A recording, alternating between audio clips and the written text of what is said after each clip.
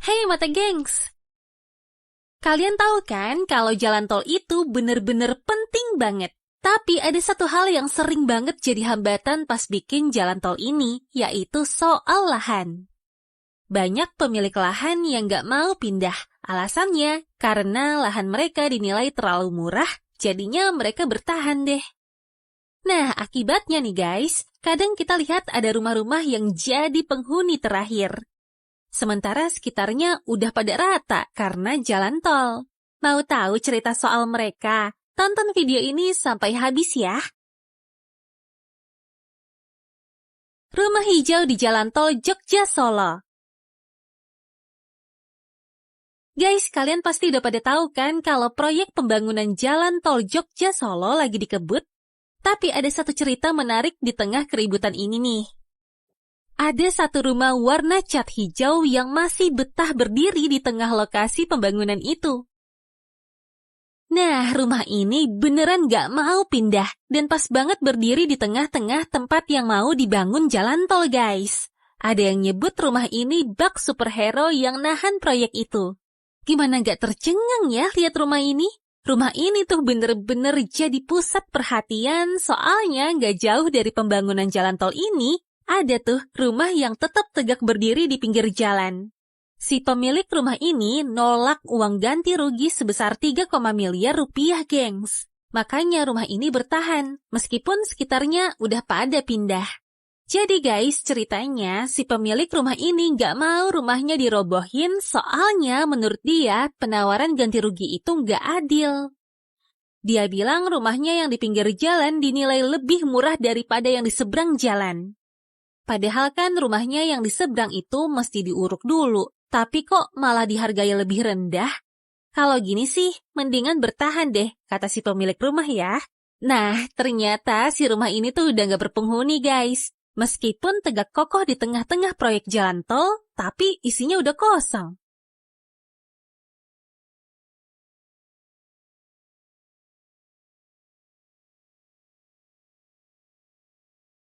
Berdiri di tengah jalan tol Cijago.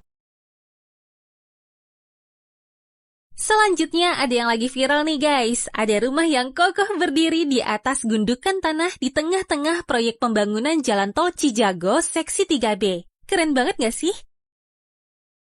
Ada yang unik dari rumah ini. Rumah ini masih bertahan sendirian padahal sekitarnya udah rata karena jalan tol. Akun Instagram @jakartainfo ngasih lihat penampakannya. Beneran kayak maket ya? Rumah ini ada di gerbang tol Limo 2. Tol ini menghubungkan Serpong, Cinere, dan tol Jagorawi di Limo Depok, Jawa Barat. Anehnya rumah ini tuh berdiri di atas gundukan, lengkap sama pagar dan pohon-pohon guys. Tapi gundukan ini sengaja disisain biar rumahnya tetap berdiri, meskipun nggak ada akses ke jalan tol. Sayangnya kayaknya penghuni rumah ini udah nggak bisa jalan-jalan kemana-mana guys. Soalnya posisinya lebih tinggi dari jalan tol sekitarnya. Tapi pas kita lihat lebih detail, rumah ini sepertinya udah ditinggalin sama penghuninya ya. Bangunannya pun ada yang rusak di sana-sini. Ternyata ada kasus klasik di balik bertahannya rumah ini. Masalah pembebasan lahan yang belum kelar kayaknya jadi penyebabnya deh. Jadi wajar aja ya kalau rumah ini masih berdiri kuat. Tentu aja penampakan rumah ini buat banyak orang yang komen guys. Ada yang kagum, ada juga yang penasaran. Pokoknya ramai banget deh.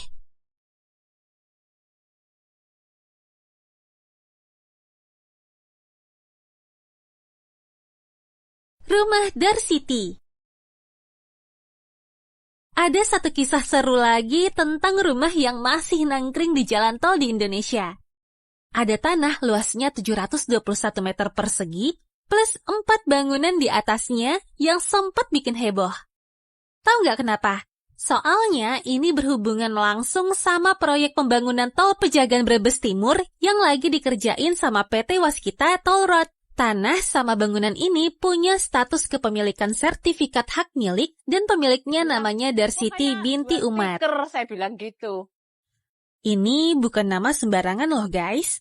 Darsiti merupakan perempuan pebisnis yang energetik dan punya perhitungan matang. Beliau jadi cerita karena lokasi tanah dan pembangunannya ini masuk ke rencana pembangunan tol. Darsiti nggak main-main, dia tuh tahu banget berapa nilai tanah sama bangunannya. Kisahnya makin seru nih guys. 9 tahun yang lalu, tepatnya di tahun 2006, ia ditawari oleh Soelarto, staf pembebasan tanah dan pemerintah Kabupaten Brebes. Mereka nawarin tanah Darsiti seharga 150.000 per meter persegi. Tapi Darsiti nggak mau karena menurutnya tawarannya terlalu rendah. Dan yang bikin makin greget nih guys, tanahnya tuh masih di pinggir jalan tol. Darsiti ini keren banget ya. Dia nggak gampang nurutin tawaran yang nggak sesuai dengan hitungannya. Gimana nih menurut kalian guys?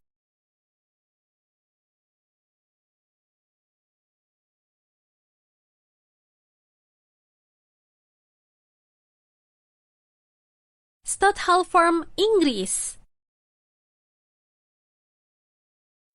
Masalah pembebasan lahan ternyata nggak cuma ada di Indonesia ya guys. Selanjutnya kita menuju Inggris dulu deh. Ini tentang Stouthall Farm yang keren abis. Jadi tuh gini, peternakan ini udah dibangun pada abad ke-18 di atas Windy Hill. Nah, sekarang lokasinya berada di antara dua jalan raya tol, antara Junction 22 dan 23. Jalannya kayak bercabang di sekitar peternakan ini soalnya pertimbangan teknis dan juga geologi daerahnya. Tapi guys, ceritanya tuh nggak cuma soal teknis aja. Warga sekitar percaya kalau jalannya harus dibangun kayak gini karena pemilik peternakan ini nggak mau jual tanahnya. Beneran deh, kayak pertahanan gitu. Makanya peternakan ini sering dipanggil rumah kecil di padang rumput. Kayak di film Little House on the Prairie. Keren ya? Bayangin aja, di tengah padatnya jalan tol, ada peternakan yang berdiri kokoh kayak gitu. Gak heran sih kalau banyak orang yang terkesan sama peternakan ini.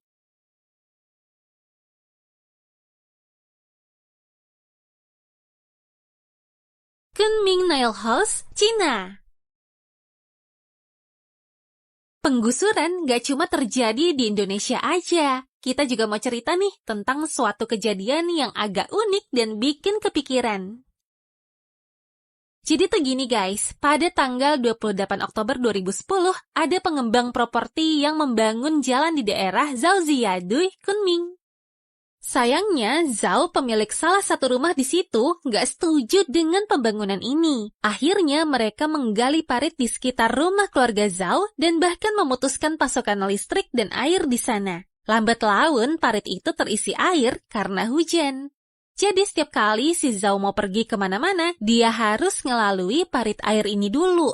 Coba bayangin deh guys, gimana susahnya ya? Ceritanya gini, si Zhao ini nggak setuju tanda tangan dengan perjanjian pembangunan dengan pengembang karena rumahnya itu ada di tanah milik negara. Pengembangnya sendiri mau ngitung ganti rugi berdasarkan standar yang berbeda, jadi jumlahnya jauh lebih sedikit.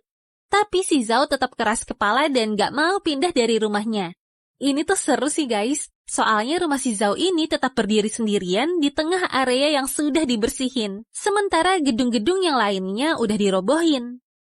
Dia tinggal di situ bareng istrinya dan ibunya yang waktu itu sudah berusia 83 tahun loh. Gila banget ya.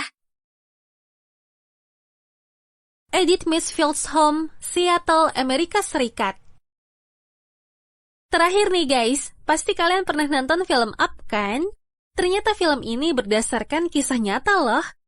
Jadi tuh gini, ada Edith Mansfield yang terkenal di tahun 2006 karena nggak mau nerima kompensasi $1 juta buat rumahnya yang sudah berumur 108 tahun. Meski nggak menghalangi jalan tol, rumahnya ini jadi penghalang buat bangun gedung komersial baru di Seattle. Nah, ceritanya pas itu rumah Edith ini jadi terkenal banget di Amerika Serikat. Dia kayak pahlawan nasional gitu guys, soalnya nggak mau jual rumahnya. Padahal bangunan di samping rumahnya udah berdiri sampai 5 lantai. Edith akhirnya meninggal di rumahnya pada usia 86 tahun. Tapi guys, ceritanya tuh nggak sampai berhenti di situ. Setelah dia pergi, ternyata dia ninggalin rumahnya buat si Barry Martin, manajer bangunan baru yang udah ngurusin Edith sampai ke akhir hayatnya.